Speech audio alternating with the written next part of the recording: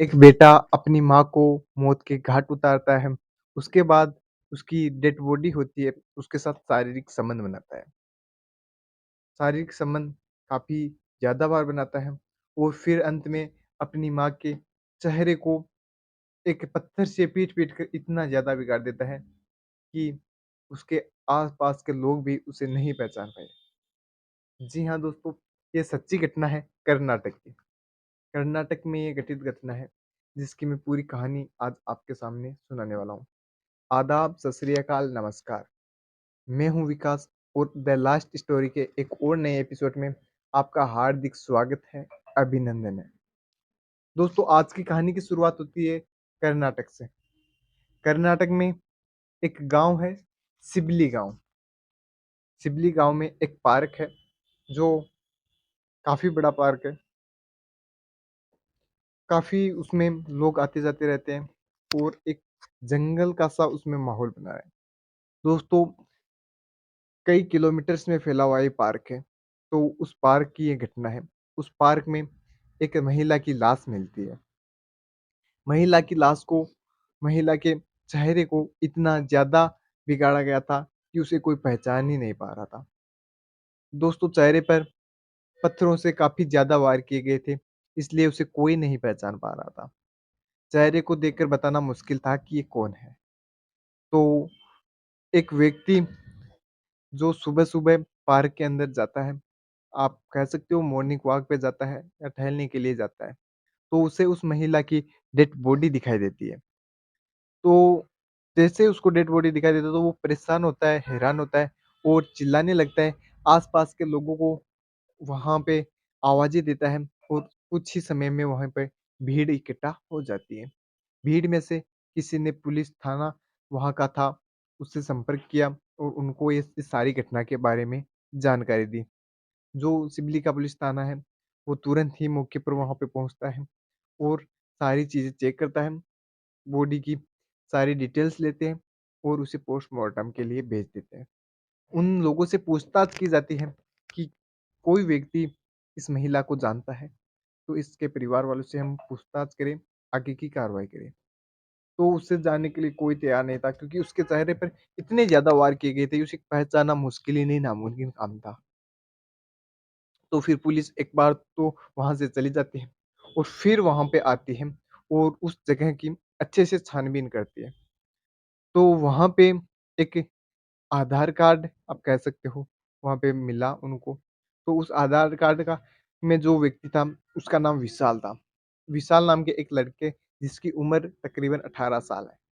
तो उसका आधार कार्ड वहाँ पे उनको मिला तो विशाल नाम के उस लड़के की पुलिस पूछताछ की करती है, वहाँ के लोगों से जानकारी लेती है कि क्या कोई इस व्यक्ति को जानता है। वो दरअसल उसी सिवली गाँव का रहने वाला था। आधार कार्ड में प्रॉपर एड्रेस दिया होता है, तो उस प्रकार से लोगों से जानकारी ली पुलिस और उसके घर पर वह पहुँचती है। तो जानकारी में मिलता है कि उनके घर में सिर्फ़ 2 ही व्यक्ति हैं, एक तो उसकी माता और एक उसके पिता। तो कुछ समय पहले 6 महीने पहले तकरीबन चल बसे थे।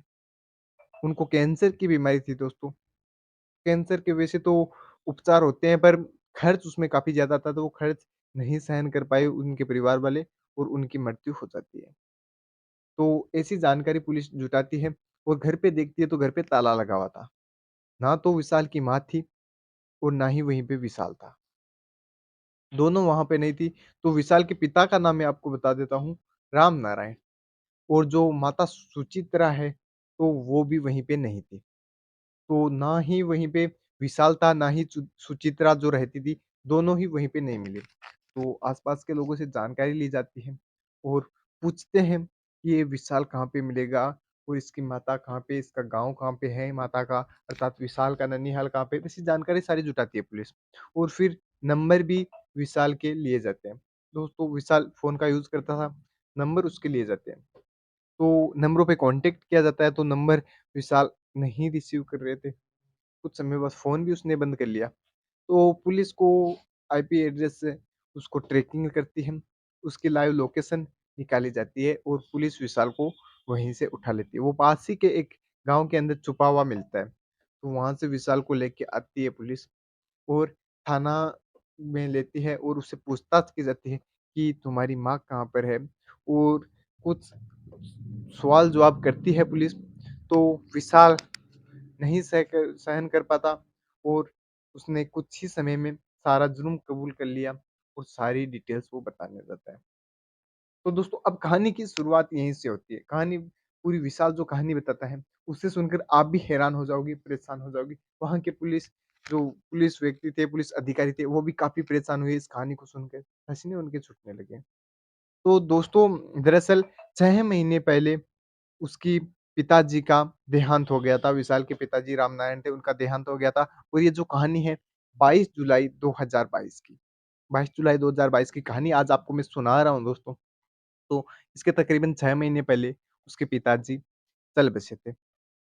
मम्मी की उम्र लगभग 35 वर्ष थी दोस्तों। शादी काफ़ी जल्दी कर दी थी, इसलिए विशाल भी थोड़ा बाल अवस्था में उसके पिता को संतान प्राप्ति हो जाती है। तो विशाल की आयु 18 वर्ष और उसकी माँ की आयु है सुचित्रा की आयु है वो 35 वर्ष थी। तो सुचित्रा को क्या हवस की प्यासी थी सुचित्रा आप कह सकते हो, उसे लोगों से संबंध बनाने की आदत थी। वह अपने शरीर को नहीं कंट्रोल कर पाई और 6 महीने बाद ही गैर मर्दों को, अपने प्रेमियों को घर बुलाती, उनके साथ शारीरिक संबंध बनाती और उन्हीं के साथ अपनी तन की प्यास बुझाती। दोस्तों आप समझ सकते हो मैं क्या कहना चाहता हूँ। तो काफ़ी दिनों तक ये सिलसिला चलता रहा। एक दिन विशाल दोपहर में अपने घर आता है। वो काम के बहाने से बाहर चला जाता था, दोपहर में अपने घर आता है। तो घर में देखता है, तो घर को अंदर से लॉक किया हुआ था। तो ज़ोर-ज़ोर से कोई उसने आवाज़ें दी तो कोई नहीं आया। तो फिर क्या है, वो जो गेट को है ज़ोर-ज़ोर से खड़खड़ाने लगता है और गेट पे शोर-शराबा करने लगता है, आवाज़ें देने लगता है। तो उसकी माँ दौड़ी हुई अंदर से आती है और अर्ध कपड़ों में आती है दोस्तों। आप समझ सकते हो आधे कपड़े ही उसकी माँ ने पहन रखे थे, काफ़ी कम कपड़े उनके शरीर पे थे। तो फिर होता है, आगे देखता है विशाल जाके रूम के अंदर तो एक नग्न व्यक्ति वहाँ पे उसको दिखाई देता है। तो विशाल की मम्मी उसे बोलती है, "तुम कुछ समय बाहर जाओ, मैं 10 मिनट या 15 मिनट बाद में तुम अंदर आ जाना।" तो विशाल वहाँ से बाहर चला जाता है और एक खिड़की से अब जो जिस रूम में उसकी माँ और वो व्यक्ति था, उनको देखने लगता है। वो जो अंदर शारीरिक संबंध बना रहे थे, उसको देखने लगता है। तकरीबन 25 मिनट तक ये सिलसिला चलता रहा, उसके बाद वो व्यक्ति उठ के चला जाता है वहाँ से और विशाल अंदर जाता है। विशाल को यह बात बिल्कुल अच्छी नहीं लगती है। वो बेइज़्ज़ती होने के डर से अपनी माँ को बोलता है कि तुम मेरे साथ ही शारीरिक संबंध बना लिया करो, इन गैर मर्दों को मत बुलाया करो और मैं तुम्हारे साथ अभी शारीरिक संबंध बनाऊँगा। तो पहले तो विशाल की माँ बोलती है, "ये गलत है बेटा, तुम मेरे बेटे हो, ये नहीं कर सकते।" तो विशाल फिर बोलता है, "तो आप गैर मर्दों के साथ करते हो, वो तो गलत नहीं है।" तो उसकी माँ मान जाती है और उसे हाँ बोल देती है। तो दोनों में शारीरिक संबंध बनते हैं, जिस्मानी संबंध बनते हैं दोनों में और फिर क्या है, जो विशाल की माँ है वो उससे संतुष्ट हो जाती है और वो रोज़ ही ऐसा सिलसिला उन दोनों के बीच चलने लगता है। तो ऐसा काफ़ी दिनों तक चलता रहता है। फिर एक दिन विशाल किसी काम के बहाने बाहर गया हुआ था और दोपहर में अपने घर आता है। तो अपनी माँ को एक गैर व्यक्ति के साथ देखता है, उसी पोज़ीशन में जिस पोज़ीशन में पहले देखा था। बिना कपड़ों के उसकी माँ थी, शारीरिक संबंध बना रही थी। गेट को भी उन्होंने लॉक नहीं किया था। गेट को लॉक करना भूल गए होंगे। तो दोनों विशाल के सामने भी वो शारीरिक संबंध बना रही थी अपने प्रेमी के साथ। विशाल को यह बिल्कुल अच्छा नहीं लगा और उस प्रेमी को डाँट पिला के वहाँ से भगा दिया। फिर विशाल वहीं से चला जाता है और शाम को शराब के नशे में विशाल घर आता है। तो पहले अ, जो अपनी माँ को भी शराब पिलाता है वह, मीठी-मीठी बातें करके, तो माँ भी उसकी शराब पी लेती है। शराब पीने के बाद जो उसकी माँ है वो बोलती है, "तुम मेरे साथ शारीरिक संबंध बनाओ, कुछ समय बाद में हम कहीं घूमने चलेंगे, बाहर चलेंगे, यहाँ मन नहीं लग रहा है।" तो दोनों के बीच में शारीरिक संबंध बनते हैं। फिर वह घूमने के लिए जो गाँव के पार्क है उसमें जाते हैं। तो विशाल को वहाँ पे एक गुस्सा वहाँ उसके मन में था, क्रोध उसके मन में था, जलन उसके मन में थी। तो अपनी माँ को पत्थरों से मार-मार के उसका चेहरा बिगाड़ देता है और गला घोट के उसको मौत के घाट उतार देता है।